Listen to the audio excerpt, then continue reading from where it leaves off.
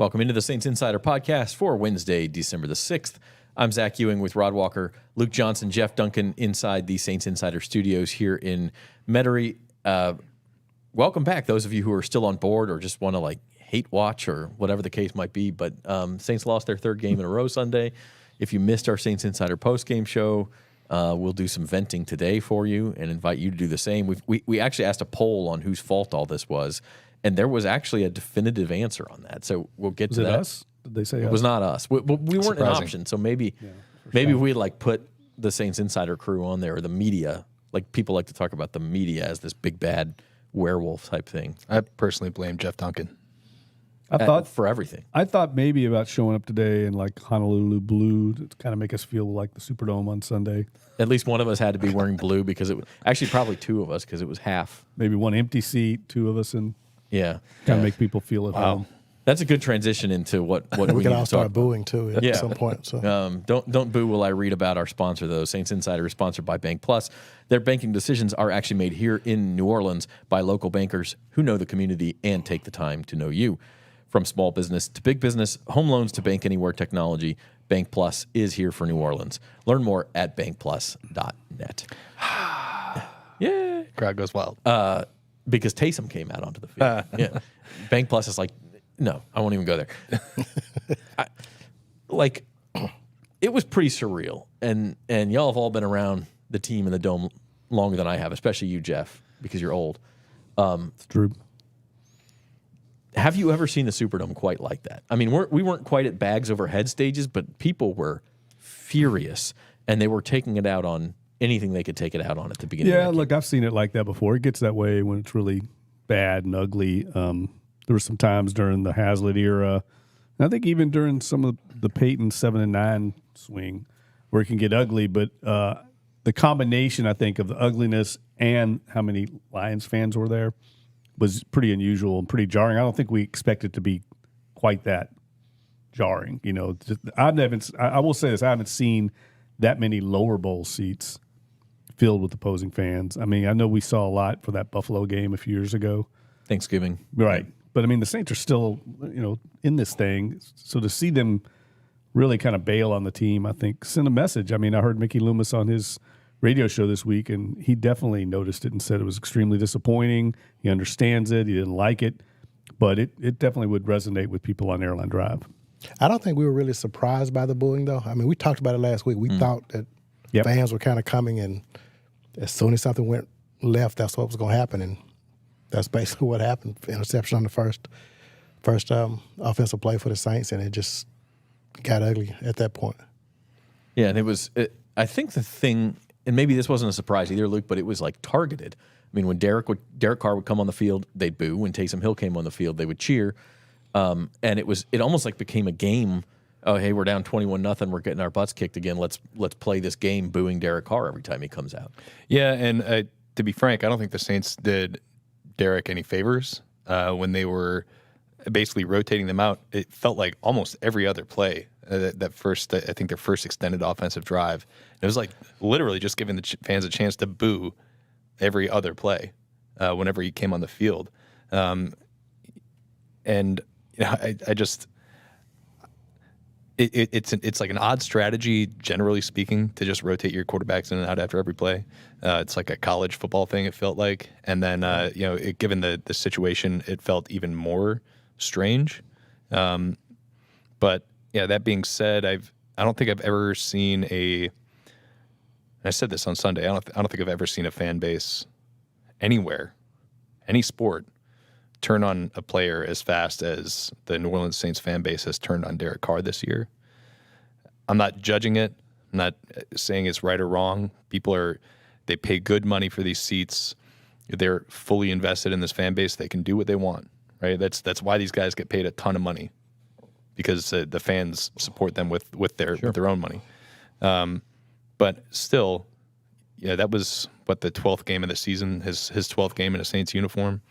And I've never seen anything like it. I mean, they were just merciless, going out there and booing him every time he touched the ball. And to Derek's credit, he turned that around before he got injured. He played really well in that game after all the boos. Yeah. Who knows if it motivated him or not? But Still, it's a weird place to be in that Superdome right now, or in the Saints fan base. I don't know if toxic is the right word for it, but it feels. I don't know. It's ugly. It's ugly. Yeah. It's really ugly. Even before the game started, though, they chose to introduce the Saints offense in the pregame introductions. Really surprising. And I was surprised by it. I even tweeted, I was like, this is a bold move. And it's almost like they tried to sneak Derek Carr in because they didn't save him for the end. He was like right before, I think it was Alvin Kamara, and I can't remember who else. Chris Olave, I think. Yeah, and it was like they tried to sneak him in, but you could still hear some boos when they first introduced him. And I just thought this was a game that, you definitely just introduce the defense and kind of don't get the fans even started that early. But just like they was like, okay, let's go ahead and get it out of the way or something. In now. So I don't know. It was just a strange decision to me. It's similar to what happened with Aaron Brooks, but to Luke's point, it took a while for Aaron Brooks to get to that point. I remember, I think after he had some bad games, in particular, I think he had that kind of penchant for making a bad mistake, like a turnover, and then they catch him smiling after it, and it was almost like a nervous tick he would go into, but it rubbed people the wrong way.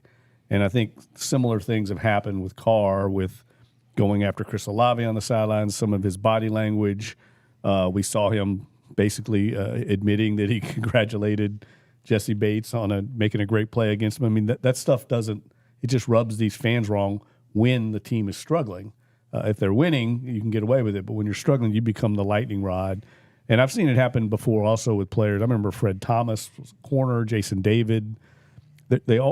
Everyone wants a scapegoat, and they want to make it they want to reduce it down to one problem.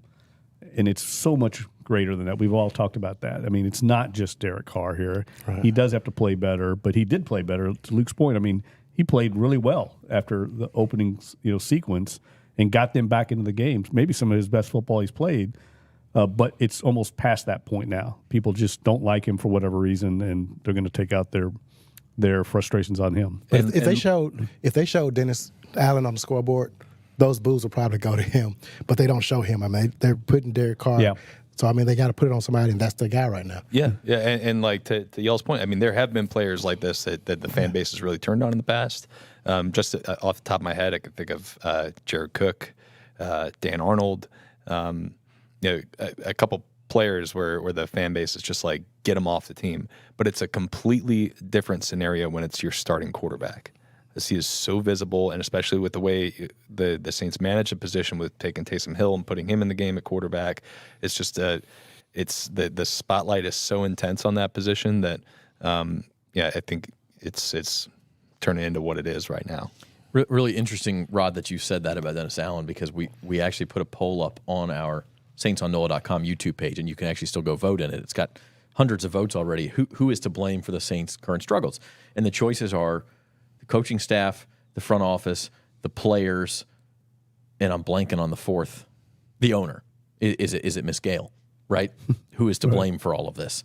And I think it was like 70% say the coaching staff. I mean, you have four choices, so even 50% would be kind of a landslide.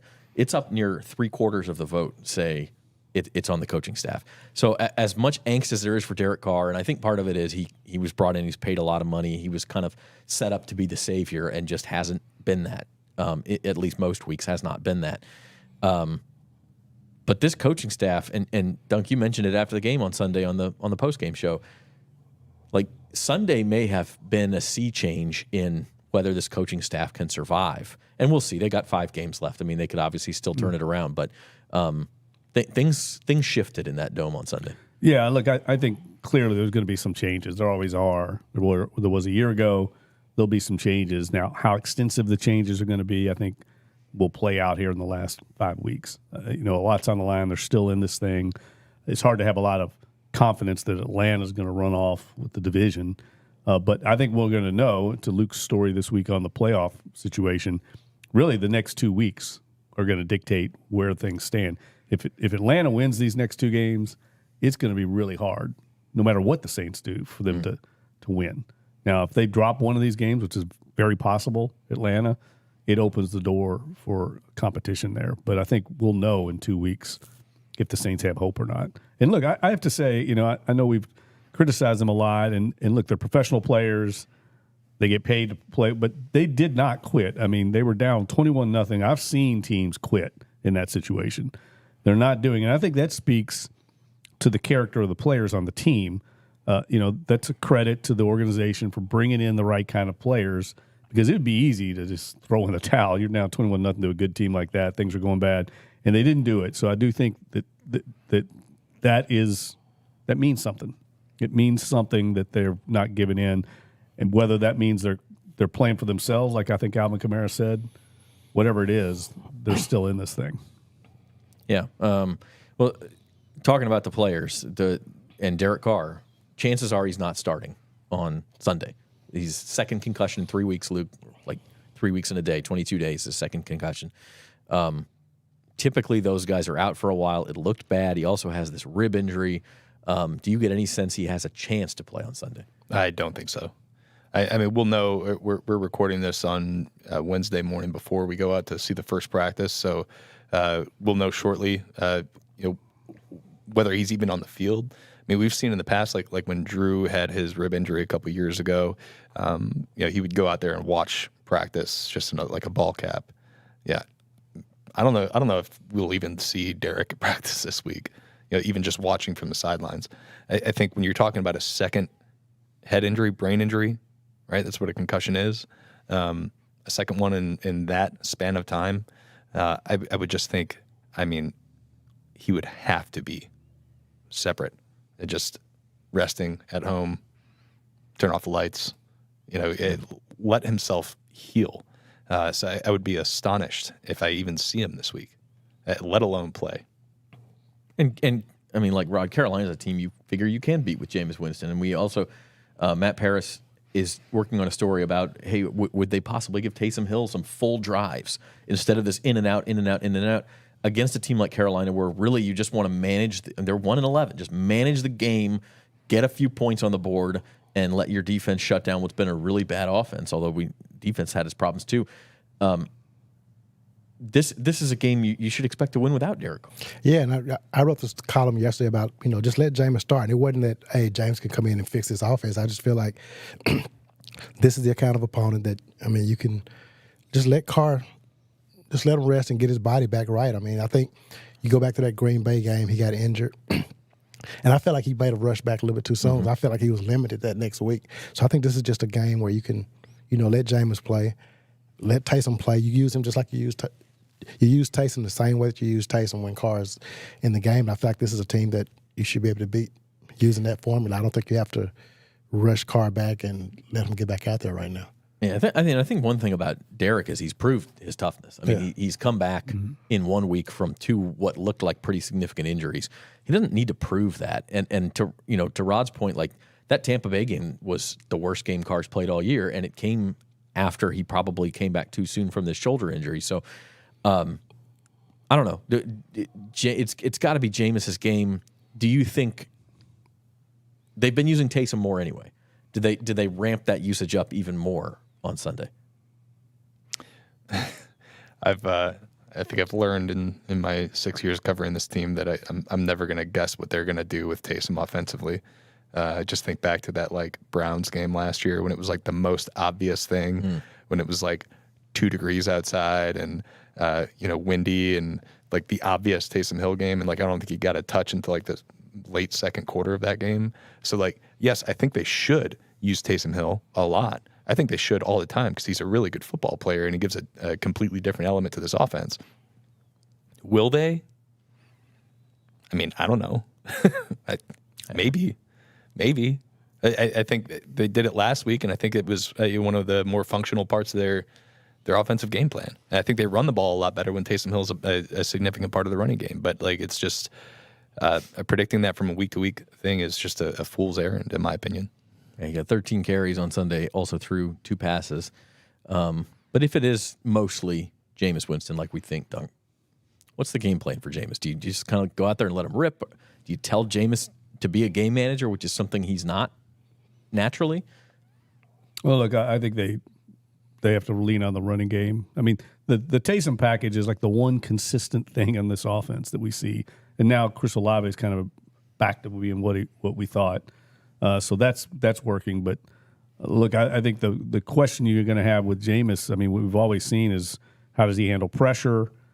We know he played against Carolina a few years ago. Was it a year ago when he really struggled in that game? They blitzed him repeatedly. That's what opponents do when Winston gets in the game.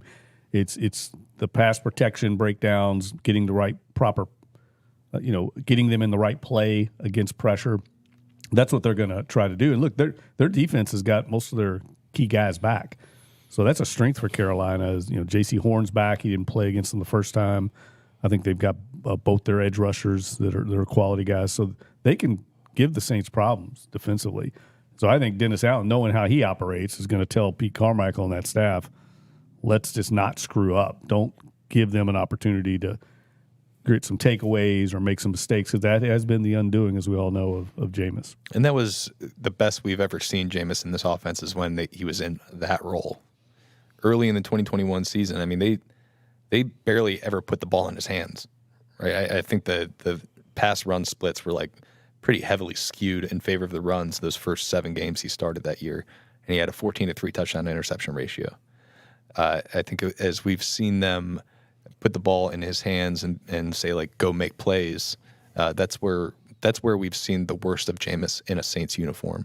So if they can kind of coax that early 2021 out of him, which again is going to require a strong running game like Duncan is saying here, then I think we could see a successful offense and offensive performance out there. But if he's out there just kind of slinging the rock, as he's wont to do sometimes, they could get in some trouble there. And the key for them is just not to fall behind, and then you don't have to do that. This team gets in a hole, that's when you see that's part of Jameis that you don't want to see. Yeah. When this team gets in a hole. Inevitably ending in Inevitably when the game's kicked off. Although Carolina, on the other side, has not put anybody in a hole. So this is probably the right opponent. We'll have a full breakdown of the game on Friday's episode of the Saints Insider. I want to let you know the holidays are here. There's no better gift than a championship poster to commemorate what's been a lot of titles the past few years in Louisiana. Individual posters and championship poster sets all available now and will arrive in time for the holidays. Visit store.NOLA.com. Use our promo code INSIDER for 15% off your order. That's store.NOLA.com. They're going to make like NFC South championship posters for the 8 and 9 champion Saints. Is that? Of course, yeah. Yeah, let's do it, man. People can wear them ironically. Yeah, well, I'm looking forward to seeing what Tanya Ramirez has cooking up for that. Yeah, she's probably already working on something great. Fantastic designs as always from Tanya, and it's still out there. I mean, we can talk about the standings here a minute. The Saints are technically in 3rd place right now. They're 5-7, same as the Bucs, but the Bucs have a better division record now, and then the Falcons a game ahead of them. And as you said, Jeff, like if the Falcons win the next 2, which are both division games, not only would they obviously maintain their lead, but they would then have a 5-0 mark in the division, wouldn't be caught in the tiebreaker by anybody, and would really be at the point where they would just need probably one more win somewhere to clinch the division. So the Saints have to get some help somewhere. But knowing Atlanta, like that's pretty likely. Atlanta's already won twice back-to-back. They don't win 3-4 in a row, these teams. No, but what ends up happening toward the end of the season is you do tend to see fall off in some of your opponents when they're out of it. I mean, we've seen it every year in the NFL for forever. Some teams start losing incentive. They start resting some of their key starters to thinking toward the future, and so these games become a lot more predictable. So that's why I think these next 2 weeks, while everybody's still kind of playing for something, and look, I think Carolina's a little bit dangerous in that they just had a coaching change. The coaches are all going to be on edge a little bit. There's going to be a little energy in that building to try and either CYA or save your job. So sometimes those teams can be dangerous because obviously Bryce Young's wanting to play better. He's hearing about C.J. Stroud, him being a mistake. I just think there's a dangerous element to this Carolina team that if the Saints come out and don't take them seriously and fall behind, like we said, like they always do, all of a sudden you got a dogfight. Well, and the other thing is they're 1-11. They don't have their own draft pick. So there's no tanking conversation here. They have no reason to want to lose. The Bears have their draft pick. So that could happen. That I guess the silver lining there is that if the Saints can beat Carolina, they turn around and play Atlanta next week, and they're probably bound to beat somebody, so maybe they can help you. Yeah, maybe. It's technically possible. Look, I mean, we see it in the NFL all the time, right? But I think that's why the Saints, and if the Saints at this stage of the season are ever looking past anybody, like they've got some giant problems on that team. Yeah, but you do see it every week in the NFL. It feels like with the games that you think are locks end up being close or upsets. Who did Arizona beat last week? I knew that was coming up. Yeah, your AFC champion pick. Well, is who I they will beat. say that. Yeah. Look, Arizona, I think, has beaten the Cowboys, the Steelers, and the Falcons. Those are the 3 wins. All 3 teams could be in the playoffs. Yeah. So it just shows It's you, crazy. just like Luke said, I mean, you never know. You never know. But like the point here is still that the Saints have a lot of ground to make up, I think. They're behind in basically every possible tiebreaker to everyone. They've got head-to-head losses to the current number 6 and 7 seeds in the playoffs, Green Bay and Minnesota. They are 2 games back in the top 2 tiebreakers to Atlanta, which are the 2 out of the top 3, which is we're not counting head-to-head because they still got the Week 18 matchup, but they're behind in division record and they're behind in common opponents. Yep. They currently, if you're looking at the wild card tiebreakers, they're behind. And the second tiebreaker there is conference record. The Saints have the 3rd worst conference record in the NFC. Like they have like a worse conference record than the New York Giants, who are 4-8. So I mean they've got a lot of ground to make up. They say they cannot anticipate going into that Week 18 game with a realistic chance of making the playoffs if they're depending on tiebreakers. Because a lot of crazy stuff would have to happen in that case. I want to go back to what you said like a minute ago. There's some foreshadowing there because you said if the Saints look past anybody, they're going to have a giant problem. Well, yeah. Well, wow. Pun. Didn't even mean to do that, but that's who the Saints would have next week. I like, and on paper you should win both of these games, and then you're 7-7, and not only would you, especially if Atlanta loses a game, you'd be right back in the race. But at 7-7, you're ostensibly in the wild card race too. So like, it's not over, but it's getting late. Yeah, and the Rams are after that, and the Rams are playing well now. They won, I think, 3 straight. And that's a short week on the road. Week. Yep. All the way a West Coast trip, a long trip. So they definitely need to win these next 2, and then I think you just have to try to figure your way through that, muscle your way through those last 3 weeks. Win, of the season, win these 2 and see where you're at, basically. Yeah. And look, we don't know yet. I mean, we'll find out more. But, I mean, might start getting some guys back soon. It'll be interesting to see today. But, I mean, some of these injuries are starting to pile up on them at key positions. Yeah. I mean, I think the Lattimore injury's been really significant for them. He won't be back. He's on IR. No, I know. I'm just saying it's been significant. They're passing. It's caused them. I heard Dennis Allen talking about it's caused them to devote their resources in the secondary in a different way. And I think that's why Laporta had such a huge game, is they decided they were going to try and devote their resources to the receivers and live with the results at the tight end. And he said, looking back on it, it wasn't exactly the greatest plan, but that's what you have to do when you're down people in the secondary. You're trying to take other people away. Yeah. Luckily, Carolina might have the worst set of skill position players in the league. They can't throw the ball. So Right. Another injury on IR is Michael Thomas, and I want to hit on that because he tweeted through it on Sunday in the first half of that game. He tweeted out A.T. Perry. A.T. was wide open on the play in which Carr threw the interception that bounces off Juwan Johnson's hands. Then he started getting kind of vague. Hey, I'm just pointing out what people who use their eyes can see, and then it was when people don't use their eyes or they can't see very well, it gets people hurt. And I guess you have to assume that was a shot at Derek Carr because maybe Derek Carr threw a ball too high against Minnesota, and that's what got Michael Thomas hurt. I don't know, but by the end of the game, Michael Thomas had deleted his X account, his Twitter account. This team just does not need this right now.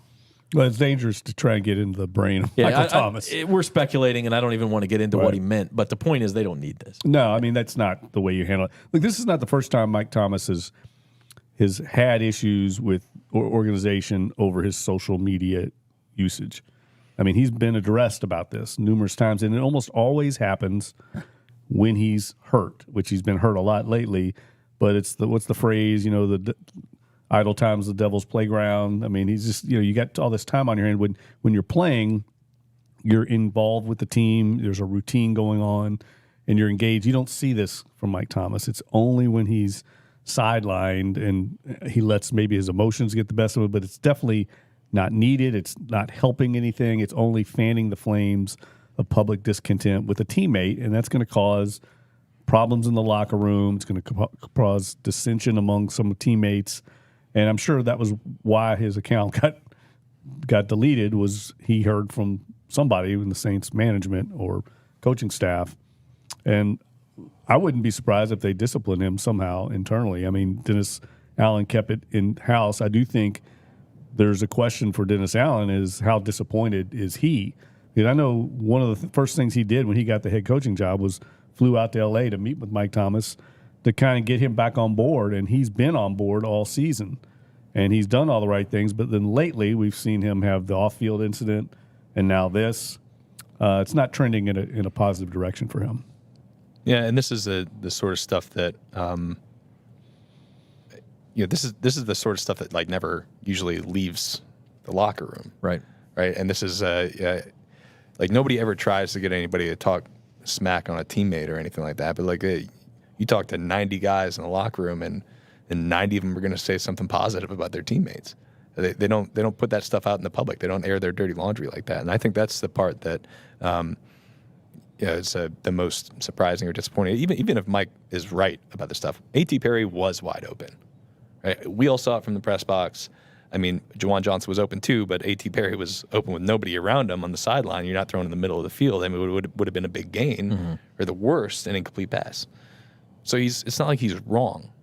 It's the fact that he's airing this dirty laundry in public, and he's tweeting these vague things that allow people to reach their own conclusions. And those conclusions at this stage, with everything that we just talked about with Derek Carr and the vitriol toward him in public, everybody's going to take that and say, Mike hates Derek. Derek's bad. Derek's bad for the team.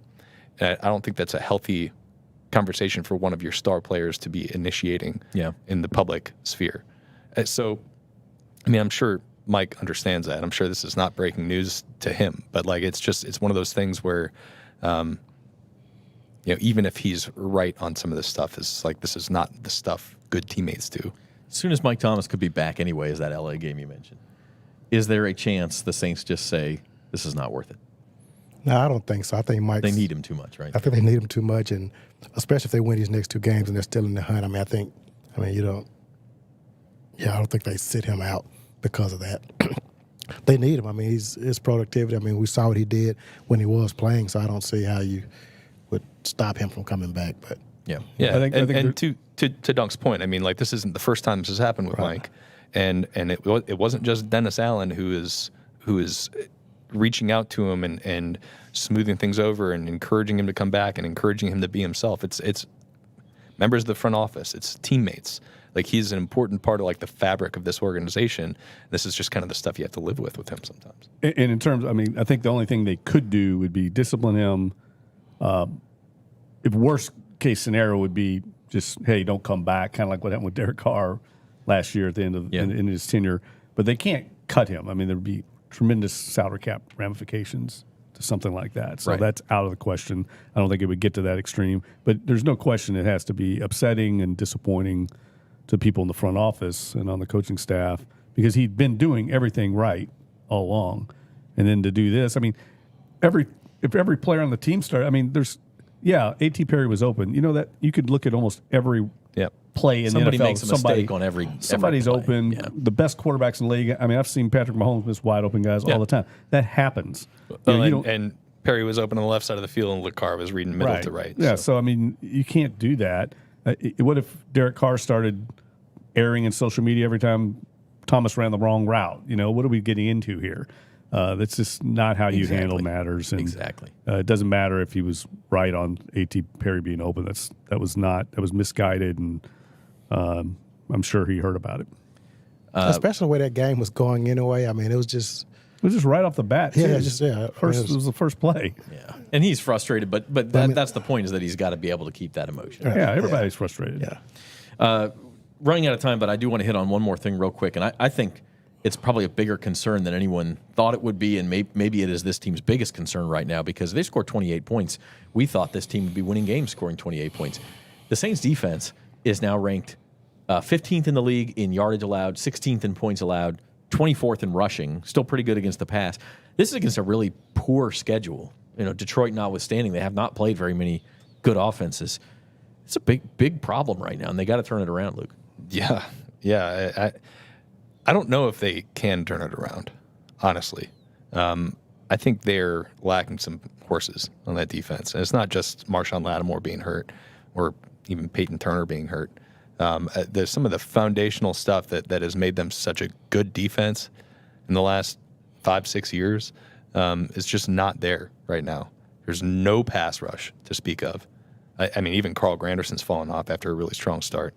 I think their second level has not been playing up to their expectations, and I think Demario Davis, he's still putting up good numbers, but it's still I think there's big stretches of games where he's not making plays, and really they are entirely reliant on the one part of their defense right now that is playing at a high level, and that's their secondary, and it's not going to work.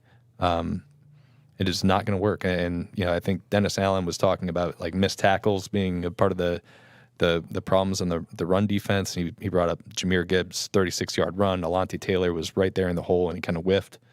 That led to the big run. But I mean, the Lions were burying the Saints front. That whole drive, they were just getting push, and they had no chance. And I think that's why I'm just really they've played good in stretches, even throughout this last 5 or 6 games. But I'm not confident at all in that defense, like turning things around in these final 5 games, just because of, I think their problems are large, and they're going to require significant investment this offseason or change this offseason. And I mean, against Carolina and the Giants with a backup quarterback, and this is when you would like to lean on that defense, and maybe they can. These opponents are 2 of the worst offenses in the league, so maybe they can right the ship against weak opponents. But at some point, if you are going to pull off this march to a division title for whatever it's worth, they got to step it up. Yeah, I mean, we talk about division title. What does it even mean? Right, yeah. That has you playing the Cowboys probably in the first round, and clearly they wouldn't have any answers for Dak, I wouldn't think. But yeah, I mean, this is a defense that we, 2 months ago, we talked about how good this defense was and how they could probably carry this team to being really good if the offense could even get up to speed. And now the defense has fallen all the way off. So, I mean, they're just I'm with Luke. I don't think they just turn this around all of a sudden. I think they just have too many holes, and we're starting to see the decline of this defense quicker than we imagined. We talked in the preseason about tipping point. That was our theme. The Saints could go one way and be really good this year and make another run at a Super Bowl.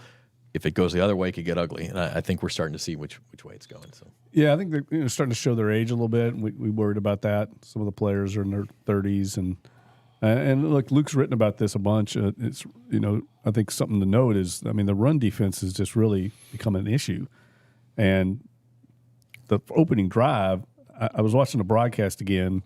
And, the broadcaster, it's always good to listen to what the broadcast team says because they've talked to the coaches during the production meetings. And lots of times coaches will tell that broadcast team stuff they don't air out to us or in the week leading up to it. And they said Dan Campbell noticed on tape he was really impressed with how Atlanta ran the ball on the Saints physically in the line. So that was what Detroit came in with that game plan, and they ran it, I think it was 6 times on that opening drive. For 59 yards. Right, yeah. just right down their throats. I mean, the opening drive. They converted a 3rd and 7 with a run on the opening. Yeah, Dan Campbell loves that stuff too. Right, and that the Saints coaching staff had to have talked about that was a possibility, that was what they had to bow up after they got manhandled in the trenches against Atlanta, gave up 200-something yards rushing. And they come out there on opening drive and get it rammed down their throats. To me, that's inexcusable. Start and then ran the ball 3 times to get the first down. They didn't pass the ball. Now, part of that strategic move was that they were taking Cam Jordan out on passing situations, I guess because of his injury, and they were going really small. They were using Zach Bond as an edge rusher, which he hasn't done very much of. And Detroit took advantage of that and kind of ran it on that small ball defense. But they got to do better. I mean, it was the other downs that bothered me more than that one down, just because they weren't tackling, and that's been an issue. I think Pro Football Focus had them with 13 missed tackles. That was a season high. They had 9 against Atlanta, and we see when they're playing really good offenses with guys like Bijan Robinson and some of the skill players that Detroit have, they're not this elite defense because they're playing against really good offenses and they're giving up points. I felt like Detroit in that game, especially once they got that lead, could kind of do what they wanted against them. They just kind of turned it on when they wanted and moved the ball kind of at will. I thought Goff played pretty well. But, man, I mean, they've got so many problems. Like Luke said, the second level with Pete Werner being out, they're playing young guys. I think Nephi Sewell played really well, but he's also young, and he made some mistakes. Jordan Howard made some mistakes. I mean, they've got a lot of young cats out there that are going to have growing pains, and we're seeing it. Not good.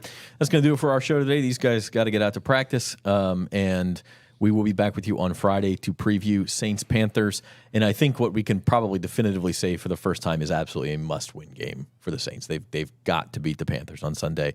Panthers are 1-11 coming to the Dome. We'll talk about what the atmosphere at the Dome might be like, and we'll break down the game as always. Until then, for Rod Walker, Luke Johnson, Jeff Duncan, Robert Young behind the glass, I'm Zach Ewing. We appreciate each and every one of you, and we will see you Friday.